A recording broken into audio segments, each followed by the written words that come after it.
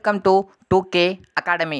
நண்பர்களே, நம்ம இந்த வீடியோவில் என்ன தகவலை பற்றி பார்க்க போகிறோம் அப்படின்னா, டிஎன்பிசியில் 8 தொகை தொடர்பாக கேட்கப்பட்ட முக்கியமான வினாக்களை தான் பார்க்க போகிறோம். இதுக்கு வந்து நம்ம ஃபஸ்ட்டு பார்ட் வந்துட்டு ஆல்ரெடி பார்த்தாச்சு. நற்றிணை, குறுந்தொகை, அப்புறம் பரிபாடல், இது ரிலேட்டாக கேட்கப்பட்ட நிறைய கொஷின்ஸ் அதில் பார்த்தாச்சு. அது மட்டும் இல்லாமல் சங்க இலக்கியம்னா என்ன அப்படின்னு சொல்லப்படுகின்ற ஒரு ஓவர்வியூவும் அதில் பார்த்துட்டோம். ஓகேவா, இது செகண்ட் பார்ட்டு. ஸோ இதில் நம்ம மிச்ச கொஷின்ஸ்லாம் பார்க்க போகிறோம் நண்பர்களே. ஃபஸ்ட்டு பார்ட் நீங்கள் பார்க்கணுன்னா லிங்க் டிஸ்கிரிப்ஷனில் கொடுக்குறேன், அந்த இது பார்த்துக்கோங்க. இது செகண்ட் பார்ட்டு. ஓகேவா, ஃபஸ்ட்டு கொஸ்டின். நேற்று ஃபஸ்ட்டு பார்ட்டில் நான் 8 தொகை நூல்கள், 8 நூல்கள், 5 நூல்கள், 3 நூல் சொன்னேன். என்னென்ன நூல்கள்னு சொன்னோன்னா அது எல்லாமே அதில் சொல்லியாச்சு. இப்போ 10 பாட்டுனா அகநூல்கள்னாது புறநூல் எத்தனை அப்படின்றத சொல்லிட்டேன்.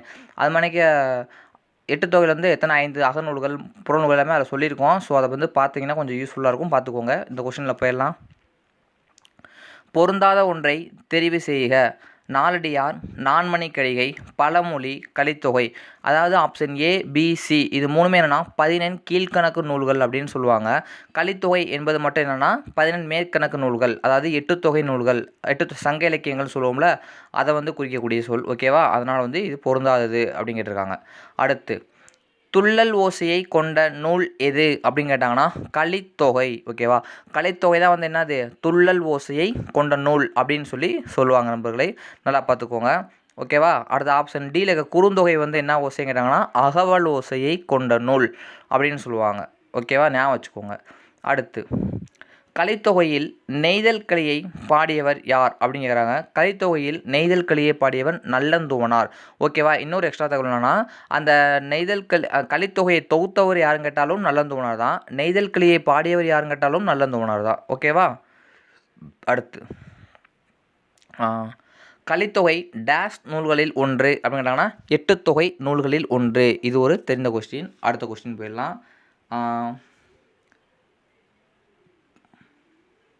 8 தொகை நூல்களில் ஒன்று. அடுத்து, மோசி ஈரனால் உடல் சோர்வினால் முரசுக்கட்டிலில் உறங்கிய போது கவரி வீசிய மன்னன் யார் அப்படின்னு கேட்குறாங்க.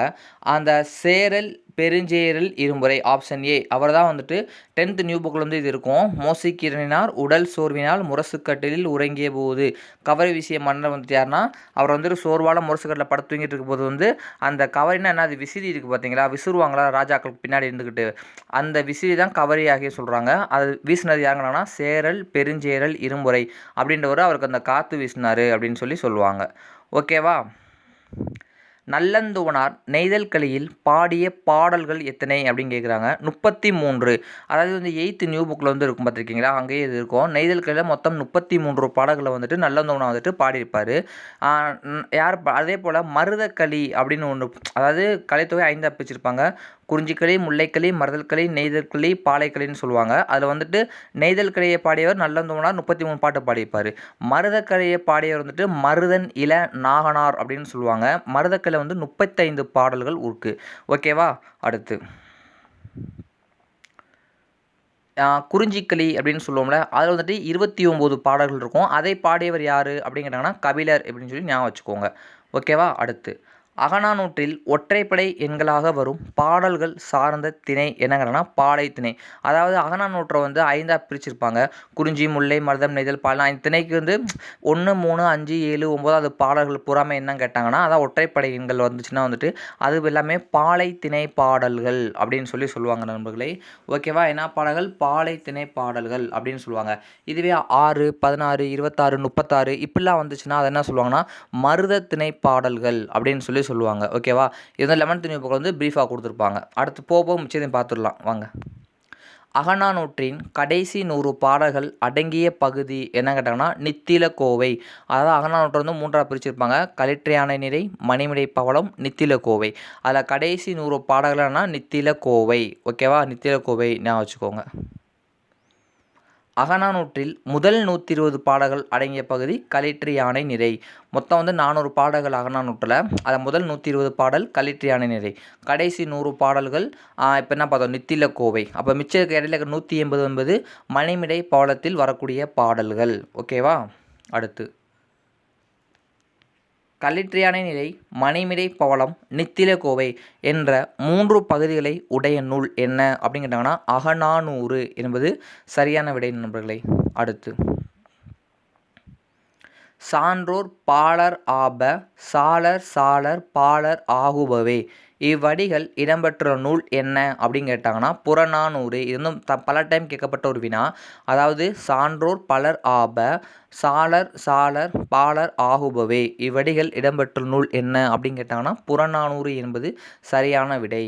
அடுத்து தமிழ் ஹெழு கூடல் என்று மதுரையை போற்றிய நூல் என்னன்னு கேட்டாங்கன்னா தமிழ் ஹெழு கூடல் என்று மதுரையை போற்றிய நூல் புறநானூறு என்பது சரியான விடை. தமிழ்கெழு கூடல் மதுரையை போற்றிய நூல் புறநானூறு. கூடல் மாநகரம் சொன்னாலும் மதுரை தான் சொல்லுவாங்க. ஸோ மதுரை என்பது முக்கியமானது. 7th ஓல்டு புக்கில் கூடிய கொஸ்டின் பார்த்துக்கோங்க. நல்லது செய்தல் ஆற்றீர் ஆயினும் அல்லது செய்தல் ஓம்புமீன் அப்படின்னு சொல்லி கேட்குறாங்க. இப்பாடலடிகள் இடம்பெற்றுள்ள நூல் புறநானூறு. அதாவது டிஎன்பிசியில் வந்துட்டு பாடல் வரிகள் கொடுத்து கேட்டிருந்தாங்கன்னு வச்சுக்கோங்களேன். அது எதுலேருந்து வருது அப்படின்னு பார்த்தோம்னா சங்க இலக்கியங்கள்லேருந்து தான் மேக்ஸிமம் வரும். அதுலேயும் அகநானூறு புறநானூறு குறுந்தொகை இந்த நூல்களில் அந்த 8 தொகை நூல் இருக்குது பார்த்தீங்களா, அதுலேருந்து தான் மேக்ஸிமம் கேள்வி கேட்பாங்க. அதிகமான கேள்விகள் புறநானூற்றிலிருந்து ப்ரீவியஸில் கேட்டிருக்காங்கன்றது இங்கே நம்ம பார்க்கப்படுகிறது. ஓகே, ஐவர் கடமையை உணர்த்தும் நூல் என்னன்னு கேட்டாங்கன்னா புறநானூறு. ஓகேவா, ஐவர் கடமை நூலை ஐவர் கடமையை எழுதியவர் யாருன்னு கேட்டாங்கன்னா பொன்முடியார் அப்படின்றவங்க வந்து ஐவர் கடமையை எழுதியிருப்பாங்க. அதை உணர்த்தும் நூல் என்னன்னு கேட்டாங்கன்னா ஸ்பெசிஃபிக்காக கேட்டாங்கன்னா புறநானூற்றில் எழுதியிருப்பாங்க பொன்முடியார் அப்படின்றவங்க. அடுத்து இது வந்து ஒரு மிஸ்டேக் கொஸ்டினாக விட்டுடலாம். அடுத்த கொஸ்டின் போயிடலாம். உற்றுளி உதவியும் உருபொருள் கொடுத்தும் பிற்றை நிலை முனியாது கற்றல் நன்றே இப்பாடலடி இடம்பெற்றுள்ள நூல் என்ன கேட்டாங்கன்னா புறநானூறு. இப்போ குரூப் 2ல் 2024 இப்போ நடந்துச்சு பார்த்தீங்கன்னா குரூப் 2 செப்டம்பர் 14 அதில் இந்த கொஸ்டின் கேட்டிருந்தாங்க. உற்றுளி உதவியும் உருபொருள் கொடுத்தும். அவ்வளோதான், கீழே இருக்க வரியை விட்டுட்டு இப்பாடல் உணர்த்தும் பொருள். இங்கே என்ன கேட்டாங்கன்னா இப்பாடல் இடம்பெற்ற நூல் என்னன்னு கேட்குறாங்க. பாடல் இடம்பெற்ற நூல் புறநானூறு. ஆரிய படை கிடந்த நெடுஞ்செழியன் அப்படின்றவர் இந்த நூல் எழுதினார். இந்த பாடல் உணர்த்தும் பொருள் என்ன அப்படின்னு சொல்லி நம்ம குரூப் 2 கேட்டிருந்தாங்களே, அதுக்கு என்ன அப்படின்னா கல்வி என்பது சரியானுடைய 11th நியூ புக்கில் இருக்கும், பார்த்துக்கோங்க. ஒரு வழி தோன்றியாங்கு என்றும் சான்றர் சான்றோர் பாலர் ஆப என கூறும் நூல். இப்போ தான் பார்த்தோம் சாலர் சாலம் கேட்டாலே யார், புறநானூறு மேலே பார்த்தாச்சு. எழுதியவர் யாருன்னா கண்ணகனார் அப்படின்றது எழுதியிருப்பார். கண்ணகனார் அப்படின்றது தான் வந்துட்டு இந்த நூலை வந்து எழுதியிருப்பார் நண்பர்களை. அடுத்து பொருந்தாத நூலை எடுத்து எழுதுக. நான்மணிக்கடிகை, நாலடியார், புறநானூறு, இனிமை நாற்பது. இதில் வந்து ஏபிடி இது மூணுமே என்னென்னா 14 கீழ்கணக்கு நூல்கள். ஓகேவா, இதில் சி புறநானூறு என்பது 14 மேல்கணக்குன்னு சொல்லப்படுகின்ற 8 தொகை நூல்கள் வந்து இடம்பெற்றுள்ள நண்பர்களே. ஸோ அதனால் இதுதான் வந்து பொருந்தாத ஒன்று. அடுத்து உண்பது நாளி உடுப்பவை இரண்டே பிறவும் எல்லாம் ஓரோக்குமே இப்பாடலடிகள் இடம்பெற்ற நூல் என்னன்னு கேட்டாங்கன்னா புறநானூற்றில் வந்து இருக்கும். அதாவது 9 நாளி உடுப்பவை இரண்டே பிறவும் எல்லாம் ஓரோக்குமே, அது வந்து நக்கீரர் வந்து பாடியிருப்பார். ஓகேவா, ஓல்டு புக்கில் கூடிய ஒரு புறநானூற்று வரி. ஸோ இது வந்து நக்கீரர் வந்து சொல்லியிருப்பார் புறநானூற்றில். அடுத்து தவறான தொடரை கண்டறிக. பலந்தா ஏன்னா ஆப்ஷன் சி தான் வந்து தப்புன்னு சொல்கிறாங்க. நம்ம என்ன பார்த்துடலாம் ஒன்றுனா. தமிழக பொருள்கள் சீனாவில் விற்கப்பட்டன. ஆமாம், தமிழ்நாட்டு பொருட்கள்லாம் சீனாவில் வந்து விற்றாங்க அந்த காலத்தில், ரைட்டு தான். சீனத்து பட்டும் சர்க்கரையும் தமிழகத்துக்கு இறக்குமதி ஆயிடுச்சு. ஆமாம், சீனா வந்து பட்டும் சர்க்கரையும் தமிழகத்துக்கு இறக்குமதி செய்னாங்க. இதுவும் சரியான கூற்று தான். ஆப்ஷன் டி வந்து என்ன பார்த்துடலாம். கரும்பு சீனாவிலேருந்து கொண்டு வந்து பயிரிடப்பட்டது. இதுவும் சரியான கூற்று தான். ஸோ சி என்ன தப்புன்னு பார்த்துடலாம். பழந்தமிழகத்தின் வாணிக பொருள்கள் பற்றிய குறிப்புகள் உள்ள நூல் புறநானூறு அப்படின்னு கொடுத்துருக்காங்க. இது மிக மிக தவறானது. ஏன்னா வாணிக பொருள்கள் பற்றிய குறிப்பு வந்துட்டு பட்டினப்பாலையில் தான் வந்து இடம்பெற்றிருக்கும் அப்படின்ற மாதிரி சொல்லியிருப்பாங்க. ஸோ இது வந்து தவறான கூற்று.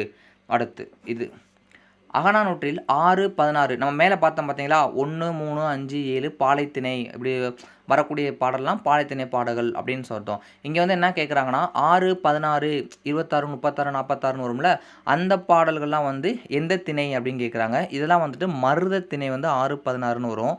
அடுத்து குறிஞ்சி திணை அப்படின்னு பார்த்தோம்னா 2, 8 அப்படின்னு கொடுத்துருக்காங்க. இந்த மாதிரி 2, 8, 12, 18 இந்த மாதிரி எண்கள்லாம் 22, 28 வரும்ல, இதெல்லாம் என்ன அப்படின்னு சொல்லி பார்த்தோம்னா குறிஞ்சி திணையுடைய வரக்கூடிய பாடல்கள் அப்படின்னு சொல்லுவாங்க.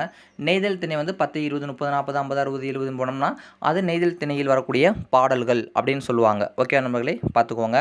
அடுத்த கொஸ்டின், ஜி போப் அவர்களுக்கு தமிழ் மீது பற்று உண்டாவதற்கு காரணமாக இருந்த நூல் என்ன அப்படின்னு கேட்டாங்கன்னா புறநானூறு தான். ஓகேவா, நம்ம திருக்குறள் கூட கிடையாது.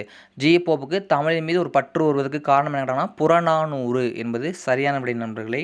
அடுத்த கொஸ்டின், கீழ்காணும் நூல்களில் எட்டுத்தொகையில் அடங்காத நூல் எது அப்படின்னு கேட்குறாங்க. நெடுநல் வாடை. ஏன்னா இது 10 பாட்டில் வந்து வரும். நெடுநல் வாடை நக்கீரர் வந்து எழுதியிருப்பாரு. அது வந்து 10 பாட்டில் வந்துடும். ஸோ அகநானூறு, கலித்தொகை, ஐங்குறுநூறு இது மூணுமே வந்து எட்டுத்தொகையில் அடங்கும் நூல்கள். இந்த சான்றோர் பலராப அதுவா அதே தான். சான்றோர் செல்வம் சாரி அது இல்லையா. சான்றோர் செல்வம் என்பது சேர்ந்தோர் புன்கண் அஞ்சும் பண்பின் செல்வம் செல்வம் என்பதுவே. இப்பாட வரிகளை பாடியவனா மிளைகிளை நல்வேட்டனார். புறநானூற்று வரி பழைய 10th புக்கில் வந்து இருக்கும். ஓகேவா. என்னாவது மிளைகிளை நல்வேட்டனார். ஓகேவா. பாடல் கொடுத்து கேட்டிருக்காங்க பார்த்துக்கோங்க. நெடிய மொழிதலும் கடிய ஊர்தலும் செல்வம் அன்றுதன் செய்வினை பயனே. இப்பாடல் வரிகள் இடம்பெற்றனுங்கிறான நற்றிணை. நெடிய மொழிதலும் கடிய ஊர்தலும் செல்வம் அன்றுதன் செய்வினை பயனே. இப்பாடல் இடம்பெற்ற நூல் நற்றிணை. 10th ஓல்டு புக்கில் இருக்குது. ரிப்பீட்டட் கொஸ்டின் இதுதான் பார்ட் 1ல் பார்த்தாச்சு. அதனால் நான் விட்டுட்டு போயிட்டுருக்கேன். முக்கியமான ஒரு கொஸ்டின். எட்டுத்தொகை நூல்களுள் முதலாவதாக அமைந்த நூல் என்ன அப்படின்னு கேட்குறாங்க. எட்டுத்தொகை நூல்களுள் முதலாவதாக அமைந்த நூல் என்ன கேட்டாங்கன்னா நற்றிணை என்பது சரியான விடை நண்பர்களே. நம்ம இதில் வந்துட்டு அகநானூறு புறநானூறு மட்டும் தான் பார்த்துருக்கோம். நற்றிணை வந்து மிச்சம் அடுத்த பாட்டில் பார்த்துடலாம். ஏன்னா ஃபஸ்ட்டு பாட்டிலே நம்ம நற்றிணை பார்த்தாச்சு. நிறையா கொஸ்டின்ஸ் பார்த்தோம். இது மறுபடியும் வந்து திரும்ப திரும்ப கேட்டுகிட்டே இருக்காங்க கேள்விகள். ஸோ இதில் வந்து நம்ம புறநானூறு அகநானூறு மட்டும் மெயின் எடுத்துக்கலாம். ஓகேவா. இந்த பாட்டுக்கு வந்து அகநானூறும் புறநானூறு மட்டும்தான் நண்பர்களே. அடுத்து நம்ம போக போக வந்து பார்த்துக்கலாம். ஸோ இந்த பாட் நீங்கள் பார்த்துட்டிங்கன்னா நம்ம நற்றிணை குறுந்தொகை பற்றி ஏற்கனவே ஒரு பாட்டு எடுத்திருக்கோம். அது அப்புறம் சங்கலிக்கம் பற்றி அதில் வந்து ஓவர்வியூன்னு சொல்லியிருக்கோம். எப்படி என்ன ஏதுன்னு அதெல்லாம் நீங்கள் பார்க்கலன்னா டிஸ்கிரிப்ஷன் லிங்க் கொடுக்குறேன். ஃபஸ்ட்டு பாட்டை வந்து பார்த்துக்கோங்க நண்பர்களே. குறித்து பார்த்து யூஸ் பண்ணிக்கோங்க. இதையும் வந்து பார்த்துக்கோங்க. அடுத்து இன்னும் 2-3 பார்ட் வரும் எட்டுத்தொகை ரிலேட்டடாக. ஏன்னா எட்டுத்தொகையில் தான் நிறைய கொஸ்டின்ஸ் கேட்பாங்க. ஓகே நண்பர்களே. இந்த வீடியோ பிடிச்சிருந்துச்சுன்னா அதாவது உங்களுக்கு யூஸ்ஃபுல்லாக இருந்துச்சுன்னா லைக் பண்ணுங்கள். ஓகேவா. அதுக்கப்புறம் வந்துட்டு உங்களுடைய ஃப்ரெண்ட்ஸ்க்கும் நம்மளுடைய வீடியோவை ஷேர் பண்ணி விடுங்க நண்பர்களே. ஓகேவா. நம்ம சேனல் சப்ஸ்கிரைப் பண்ணால் பார்த்துக்கிட்டு இருந்தீங்கன்னா சப்ஸ்கிரைப் பண்ணிக்கோங்க. இதுவும் நிறைய தகவல் தெரிஞ்சுக்கோங்க. தேங்க்யூ.